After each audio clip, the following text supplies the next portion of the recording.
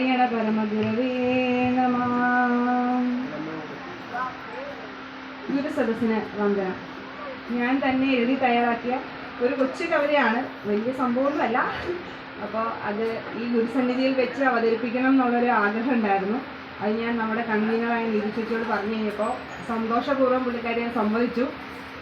അപ്പോൾ ഈ വേദിയിൽ ഈ അവസരം തന്ന നിധി ചേച്ചിക്ക് ഞാൻ ആദ്യം തന്നെ നന്ദി പറഞ്ഞുകൊണ്ട് ഞാൻ എൻ്റെ ഈ എളിയ കവിത ഇവിടെ ആരംഭിക്കുകയാണ്. എൻ്റെ കവിതയുടെ പേരാണ് നൊമ്പര യാത്ര. ഏറെ നാളത്തെ കാത്തിരിപ്പിന് ശേഷം അമ്മയാവുക എന്ന സ്വപ്നം സാക്ഷാത്കരിച്ചുകൊണ്ട് അവളുടെ ഉള്ളിൽ ഒരു കുരുന്നു ജീവൻ ഉദയം കണ്ടു. എന്നാൽ ദൈവം അവൾക്കായി കാത്തുവെച്ചിരുന്നത് മറ്റൊന്നായിരുന്നു. ആ ജീവൻ ഈ ഭൂമിയിലേക്ക് പിറന്നു വീഴണമെങ്കിൽ തൻ്റെ പ്രാണൻ തന്നെ പകരമായി നൽകണമെന്ന് യാഥാർത്ഥ്യത്തിൽ ഉരുകുന്ന അമ്മ മനസ്സിൻ്റെ നോവിനെയാണ് ഞാൻ ഈ വരികളിലൂടെ നിങ്ങളിലേക്ക് എത്തിക്കുന്നത്. ഉള്ളിലുറങ്ങുന്ന മോഹമേ നീന്റെ അരികിലായി അണയുന്ന നാൾ വരുമ്പോൾ മിഴികൾ നിറയ്ക്കുന്ന നിമിഷങ്ങളാവുമോ അറിയില്ല പറയുകൻ മോഹമേ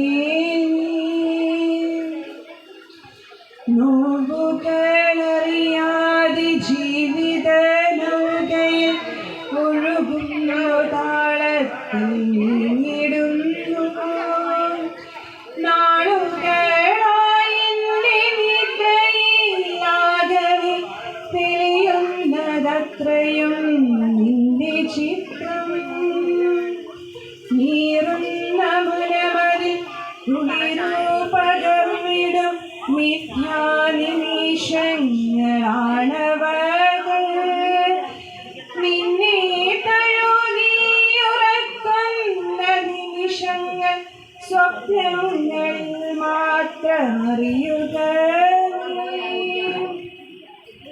ഒരു നോക്കു കാണുവാൻ ഒന്ന് ചുംബിക്കുവാൻ വെമ്പുന്ന മനമിൻ തേങ്ങിടുന്നു വിധിയെന്ന സ്വപ്നമെരിഞ്ഞടങ്ങിടുമോ അമ്മ മനസ്സിൻ്റെ മോതിയിൽ ഒരു വിധം പറയുകിൽ ഒരു നോക്കു കാണാതെ നിദ്രയിലണയുവാനായിടട്ടെ ഒരു നാളമുണരാത്ത നിദ്രയിലാഴുമ്പോൾ അണയുമോ നീ എൻ്റെ അരികിലായി നിൻമുഖം കാണവേ മോഹമേ ദീർഘമാ മൗനത്തിലാണ്ടിടുവാൻ ഒരു നാളും വിടരാത്ത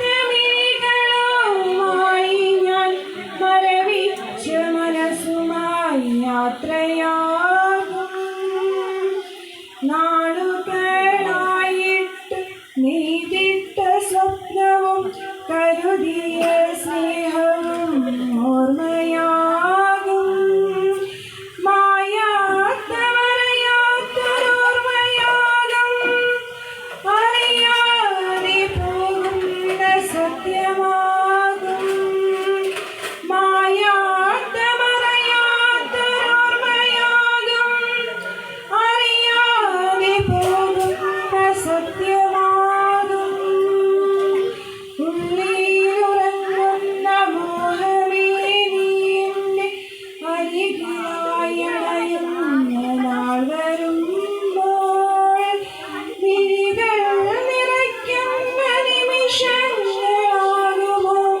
അറിയില്ല പറയുക മോഹമേ. നമ്മുടെ ഈ ലോകത്തിൽ ഭഗവാൻ നമുക്കായി കുറച്ച് സമയം മാത്രമേ തന്നിട്ടുള്ളൂ, അനുവദിച്ചു തന്നിട്ടുള്ളൂ. അപ്പോൾ ആ സമയത്ത് എല്ലാവിധ നന്മയും സ്നേഹവും സന്തോഷവും ഉള്ളതാക്കി തീർക്കുവാൻ നമ്മൾ ഓരോരുത്തർക്കും കഴിയട്ടെ എന്ന് സർവേശ്വരനോട് പ്രാർത്ഥിച്ചുകൊണ്ട് എന്നെ ഇത്രയും നേരം കേട്ടുകൊണ്ടിരുന്ന നിങ്ങളേവർക്കും ഗുരുദേവ നാമത്തിൽ നന്ദി അർപ്പിച്ചുകൊണ്ട് എൻ്റെ ഈ കവിത ഇവിടെ പ്രകാശനം ചെയ്തതായിട്ട് ഞാൻ വിചാരിക്കുകയാണ്. നന്ദി, നമസ്കാരം, ജയ് ഗുരുദേവ്.